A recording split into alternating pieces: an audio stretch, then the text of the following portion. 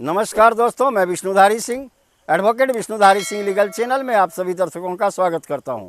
दोस्तों, आज मेरे वीडियो बनाने का टॉपिक है सुप्रीम कोर्ट का वह इम्पॉर्टेंट जजमेंट जो किसी ज़मीन बेचने वाले को पैसा न मिलने पर दिया गया है। दोस्तों, यानी ज़मीन के बिक्री का अगर पैसा विक्रेता को न मिले तो उस आधार पर भी 40 साल 50 साल पुराना रजिस्ट्री भी कैंसिल कर दी जाती है। दोस्तों, इसी पर एक सुप्रीम कोर्ट का निर्णय है, जिसका निर्णय आया है दोस्तों 22 नवंबर 2021 में। दोस्तों, केवल कृष्णन बनाम राजेश कुमार के मुकदमे में ऑनरेबल सुप्रीम कोर्ट ने यह फैसला दिया है। दोस्तों, इस केस में ये था दोस्तों, केवल कृष्णन ने पावर ऑफ अटर्नी अपने बड़े भाई को दिया कि वो उस संपत्ति को बेच के उसका पैसा उसको वापस कर दे। दोस्तों, उसके बड़े भाई ने उस संपत्ति को बेचा, लेकिन वह संपत्ति उसके अपने पत्नी के नाम पर और कुछ संपत्ति अपने बच्चों के नाम पर ट्रांसफ़र कर दिया सेल डीड के द्वारा। दोस्तों, पत्नी के नाम पर जो ट्रांसफ़र किया था उसके अंदर में बयाना के रूप में 5500 रुपये उसे मिले थे, जो केवल कृष्णन को दे चुका था, यानी अपने भाई को दे चुका था।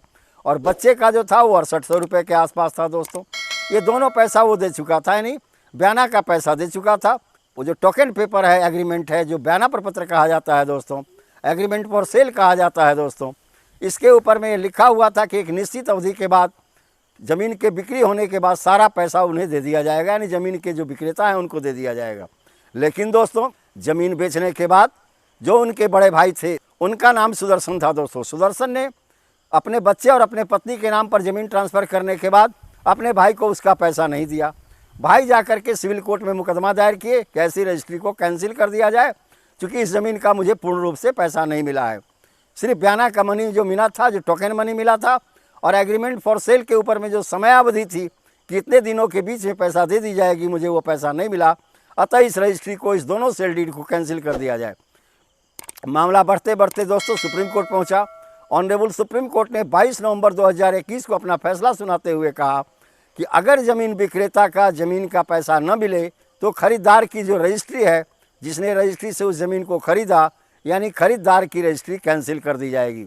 दोस्तों, इसके लिए ऑनरेबल सुप्रीम कोर्ट ने धारा 54 ट्रांसफ़र ऑफ प्रॉपर्टी एक्ट के बारे में व्याख्या की।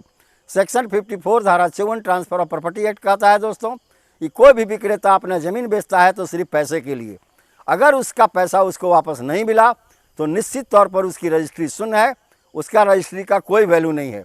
यानी ज़मीन के विक्रेता को अगर ज़मीन का प्रतिफल यानी उसकी कीमत न मिले तो वैसे रजिस्ट्री को शून्य घोषित कर दिया जाएगा, वैसा रजिस्ट्री कैंसिल कर दिया जाएगा। दोस्तों, यह एक बहुत इंपॉर्टेंट जजमेंट है दोस्तों ऑनरेबल सुप्रीम कोर्ट का, क्योंकि पहले होता था दोस्तों कि पैसा न मिलने की स्थिति में जनरली रजिस्ट्री कैंसिल नहीं होता था।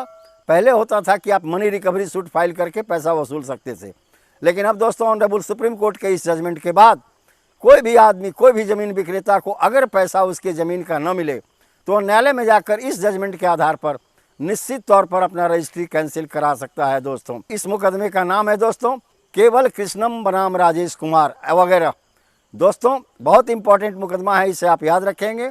धन्यवाद दोस्तों। अब विशेष अगले वीडियो में अब आप इसमें समझ गए होंगे कि अगर आपके ज़मीन का बिक्री हुआ और उसका पैसा आपको नहीं मिला तो निश्चित तौर पर उसके बाद उसकी आपकी की हुई रजिस्ट्री को कैंसिल कर दिया जाएगा, यानी ज़मीन विक्रेता को पैसा किसी भी कीमत पर अब दे देना है। धन्यवाद दोस्तों।